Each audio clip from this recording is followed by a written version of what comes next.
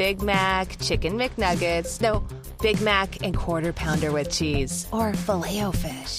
You'd be doing the same thing if you were at McDonald's, because you can choose not just one, but 2 of your favorites for just $6. Tasty Big Mac, crispy 10-piece Chicken McNuggets, juicy Quarter Pounder with cheese, or savory Filet-O-Fish. Enjoy 2 of your all-time favorites for just $6, if you can decide on the 2. Prices and participation may vary. Cannot be combined with any other offer or combo meal. Single item at regular price. लीजिए सुनिए प्रेमचंद की लिखी कहानी आधार। वाचन समीर गोस्वामी का है। सारे गांव में मथुरा का सा गठीला जवान न था। कोई 20 बरस की उम्र थी। मसें भीग रही थी। गौएं चराता, दूध पीता, कसरत करता, कुश्ती लड़ता और सारे दिन बांसुरी बजाता हाट में विचरता था। ब्याह हो गया था पर अभी कोई बाल बच्चा न था। घर में कई हल्की खेती थी, कई छोटे बड़े भाई थे। वे सब मिलजुल कर खेती बाड़ी करते थे। मथुरा पर सारे घर को गर्व था। उसे सबसे अच्छा भोजन मिलता और सबसे कम काम करना पड़ता। जब उसे जांघी, लंगोटे, नाल या मुगदर के लिए रुपए पैसे की जरूरत पड़ती तो तुरंत दे दिए जाते थे। सारे घर की यही अभिलाषा थी कि मथुरा पहलवान हो जाए और अखाड़े में अपने सवाई को पछाड़े। इस लाड़ प्यार से मथुरा जरा टर्रा हो गया था। गायें किसी के खेत में पड़ी हैं और आप अखाड़े में दंड लगा रहा है। कोई उलाह न देता तो उसकी त्योरियां बदल जाती। गरज कर कहता, जो मन में आए कर लो, मथुरा तो अखाड़ा छोड़कर हाँकने न जाएंगे। पर उसका डील डॉल देखकर किसी को उससे उलझने की हिम्मत न पड़ती थी। लोग गम खा जाते थे। गर्मियों के दिन थे। ताल तलैयां सूखी पड़ी थीं। जोरों की लू चलने लगी थी। गांव में कहीं से एक सांड आ निकला और गऊओं के साथ हो लिया। सारे दिन तो गऊओं के साथ रहता। रात को बस्ती में घुस आता और खूंटों से बंधे बैलों को सींगों से मारता। कभी किसी की गीली दीवार को सींगों से खोद डालता, कभी घर का कूड़ा सींगों से उड़ाता। कई किसानों ने साग भाजी लगा रखी थी। सारे दिन सींचते सींचते मरते थे। ये सांड रात को उन हरे भरे खेतों में पहुंच जाता और खेत का खेत तबाह कर देता। लोग उसे डंडों से मारते, गांव के बाहर भगा आते, लेकिन जरा देर में फिर गायों में पहुंच जाता। किसी की अक्ल काम न करती थी कि इस संकट को कैसे टाला जाए। मथुरा का घर गांव के बीच में था, इसलिए उसके बैलों को सांड से कोई हानि न पहुंचती थी। गांव में उपद्रव मचा हुआ था और मथुरा को जरा भी चिंता न थी। आखिर जब धैर्य का अंतिम बंधन टूट गया तो एक दिन लोगों ने जाकर मथुरा को घेरा और बोले, भाई कहो तो गांव में रहें, कहो तो निकल जाए। जब खेती ही न बचेगी तो रहकर क्या करेंगे? तुम्हारी गायों के पीछे हमारा सत्यानाश हुआ जाता है और तुम अपने रंग में मस्त हो। अगर भगवान ने तुम्हें बल दिया है तो इससे दूसरे की रक्षा करनी चाहिए, ये नहीं कि सबको पीस कर पी जाओ। सांड तुम्हारी गायों के कारण आता है और उसे भगाना तुम्हारा काम है, लेकिन तुम कानों में तेल डाले बैठे हो, मानो तुमसे कुछ मतलब ही नहीं। मथुरा को उनकी दशा पर दया आई। बलवान मनुष्य प्रायः दयालु होता है। बोला, अच्छा जाओ, हम आज सांड को भगा देंगे। एक आदमी ने कहा, दूर तक भगाना, नहीं तो फिर लौट आएगा। मथुरा ने लाठी कंधों पर रखते हुए उत्तर दिया, अब लौट कर ना आएगा। चिलचिलाती दोपहरी थी और मथुरा सांड को भगाए लिए जाता था। दोनों पसीने में तर थे। सांड बार बार गांव की ओर घूमने की चेष्टा करता, लेकिन मथुरा उसका इरादा ताड़कर दूर ही से उसकी राह छेंक लेता। सांड क्रोध से उन्मत्ता होकर कभी कभी पीछे मुड़कर मथुरा पर तोड़ करना चाहता, लेकिन उस समय मथुरा सामना बचाकर बगल से ताबड़तोड़ इतनी लाठियां जमाता कि सांड को फिर भागना पड़ता। कभी दोनों अरहर के खेतों में दौड़ते, कभी झाड़ियों में। अरहर की खूंटियों से मथुरा के पांव लहूलुहान हो रहे थे। झाड़ियों में धोती फट गई थी, पर उसे इस समय सांड का पीछा करने के सिवा और कोई सुध न थी। गांव पर गांव आते थे और निकल जाते थे। मथुरा ने निश्चय कर लिया कि इसे नदी पार भगाए बिना दम न लूंगा। उसका कंठ सूख गया था और आंखें लाल हो गई थी। रोम रोम से चिंगारियां सी निकल रही थी। दम उखड़ गया था, लेकिन वो एक क्षण के लिए भी दम न लेता था। 2-2.5 घंटों की दौड़ के बाद जाकर नदी नजर आई। यहीं हार जीत का फैसला होने वाला था। यहीं दोनों खिलाड़ियों को अपने दांव पेंच के जौहर दिखाने थे। सांड सोचता था अगर नदी में उतरा तो ये मार ही डालेगा, एक बार जान बचाकर लौटने की कोशिश करनी चाहिए। मथुरा सोचता था अगर ये लौट पड़ा तो इतनी मेहनत व्यर्थ हो जाएगी और गांव के लोग मेरी हंसी उड़ाएंगे। दोनों अपने अपने घात में थे। सांड ने बहुत चाहा कि तेज दौड़कर आगे निकल जाऊं और वहां से पीछे को फिरूं, पर मथुरा ने उसे मुड़ने का मौका न दिया। उसकी जान इस वक्त सुई की नोक पर थी। एक हाथ भी चूका और प्राण गए। जरा पैर फिसला और फिर उठना नसीब न होगा। आखिर मनुष्य ने पशु पर विजय पाई और सांड को नदी में घुसने के सिवा और कोई उपाय न सूझा। मथुरा भी उसके पीछे नदी में बैठ गया और इतने डंडे लगाए कि उसकी लाठी टूट गई। अब मथुरा को जोरों की प्यास लगी। उसने नदी में मुंह लगा दिया और इस तरह हाँक हाँक कर पीने लगा मानो सारी नदी पी जाएगा। उसे अपने जीवन में कभी पानी इतना अच्छा न लगा था और न कभी उसने इतना पानी पिया था। मालूम नहीं 5 सेर पी गया था या 10 सेर, लेकिन पानी गर्म था, प्यास न बुझी। जरा देर में फिर नदी में मुंह लगा दिया और इतना पानी पिया कि पेट में सांस लेने की जगह भी न रही। तब गीली धोती कंधों पर डालकर घर की ओर चला गया, लेकिन 10 ही 5 पग चला होगा कि पेट में मीठा मीठा दर्द होने लगा।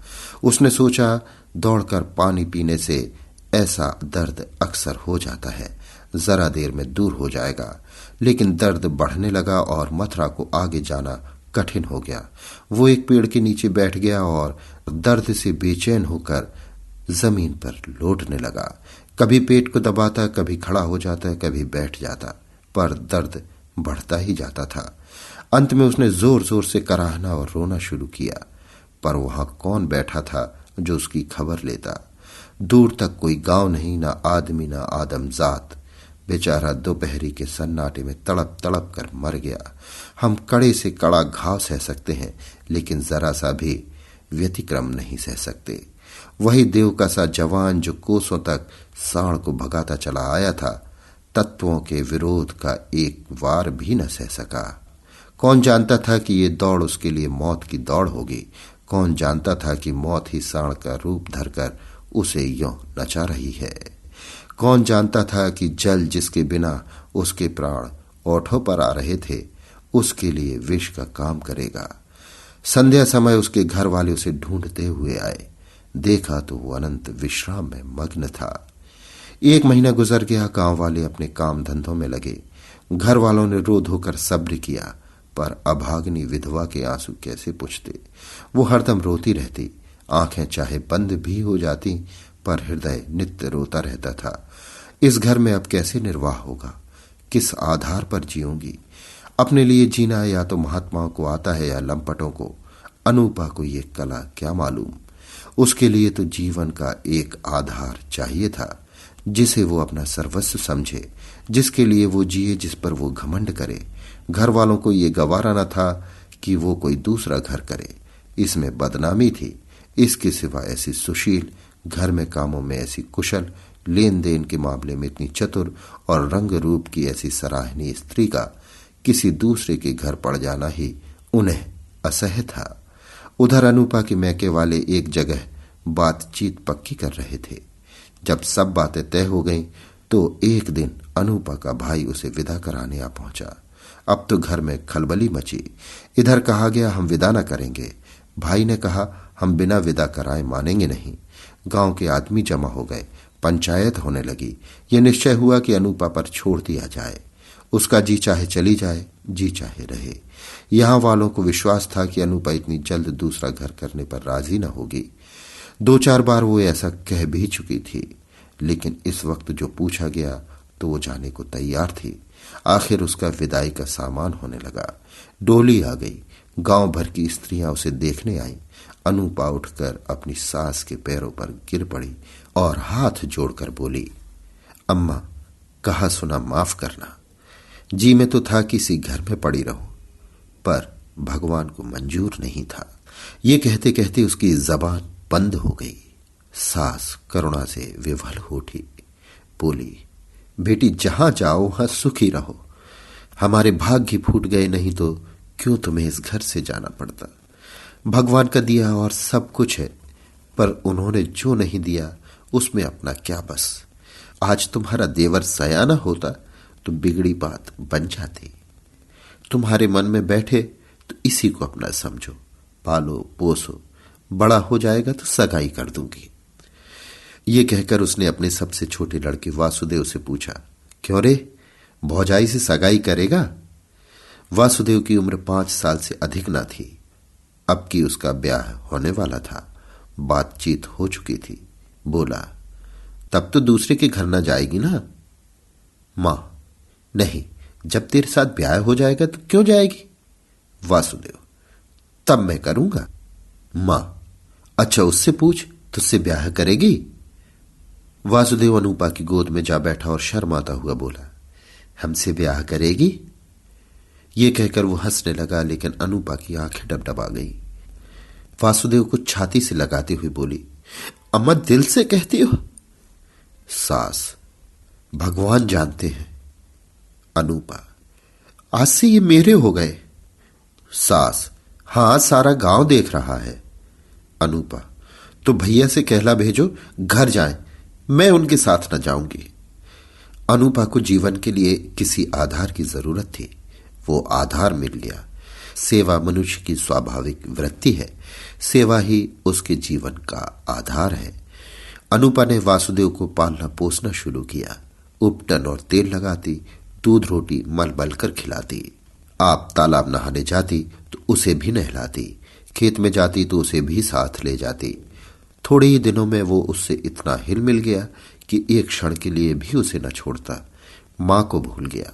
कुछ खाने को जी चाहता तो अनूपा से मांगता। खेल में मार खाता तो रोता हुआ अनूपा के पास आता। अनूपा ही उसे सुलाती, अनूपा ही जगाती। बीमार हो तो अनूपा ही गोद में बिठाकर बदलू वैद्य के घर जाती, वही दवाएं पिलाती। गांव के स्त्री पुरुष इसकी ये प्रेम तपस्या देखते और दांतों उंगली दबाते। पहले बिरले ही किसी को उस पर विश्वास था। लोग समझते थे 1-2 साल में इसका जी उब जाएगा और किसी तरफ का रास्ता लेगी। इस दुधमुहे बालक के नाम पर कब तक बैठी रहेगी। लेकिन ये सारी आशंकाएं निर्मूल निकली। अनूपा को किसी ने अपने व्रत से विचलित होते न देखा। जिस हृदय में सेवा का स्रोत बह रहा हो, स्वाधीन सेवा का, उसमें वासनाओं के लिए कहां स्थान। वासना का वार निर्मम आशाहीन आधारहीन प्राणियों पर ही होता है। चोर की अंधेरे ही में चलती है, उजाले में नहीं। वासुदेव को भी कसरत का शौक था। उसकी शक्ल सूरत मथुरा से मिलती जुलती थी। डील डॉल भी वैसा ही था। उसने फिर अखाड़ा जगाया और उसकी बांसुरी की ताने फिर खेतों में गूंजने लगी। इस भांति 13 बरस गुजर गए। वासुदेव और अनूपा में सगाई की तैयारी होने लगी। लेकिन अब अनूपा वो अनूपा न थी जिसने 14 वर्ष पहले वासुदेव को पति भाव से देखा था।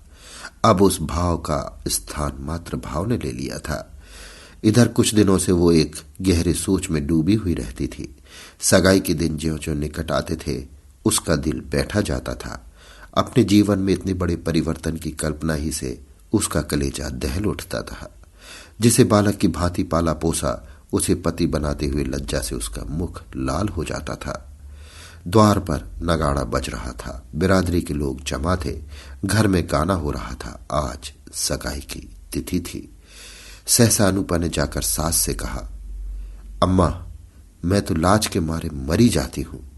सास ने भौचक्की होकर पूछा, क्यों बेटी, क्या है? अनूपा, मैं सगाई न करूंगी। सास, कैसी बात करती है बेटी, सारी तैयारी हो गई, लोग सुनेंगे तो क्या कहेंगे? अनूपा, जो चाहे कहे, जिनके नाम पर 14 बरस बैठी रही, उसी के नाम पर अब भी बैठी रहूंगी। मैंने समझा था मर्द के बिना औरत से रहा न जाता होगा। मेरी तो भगवान ने इज्जत आबरू से निभाह दी। जब नई उम्र के दिन कट गए तो अब कौन चिंता है। वासुदेव की सगाई कोई लड़की खोज कर दो। जैसे अब तक उसे पाला, उसी तरह अब उसके बाल बच्चों को पालूंगी। अभी आप सुन रहे थे प्रेमचंद की लिखी कहानी आधार। वाचन समीर गोस्वामी का था। Big Mac, Chicken McNuggets, no, Big Mac and Quarter Pounder with cheese, or Filet-O-Fish. You'd be doing the same thing if you were at McDonald's because you can choose not just one, but two of your favorites for just $6. Tasty Big Mac, crispy 10-piece chicken McNuggets, juicy quarter pounder with cheese, or savory Filet-O-Fish. Enjoy two of your all-time favorites for just $6, if you can decide on the two. Prices and participation may vary. Cannot be combined with any other offer or combo meal. Single item at regular price.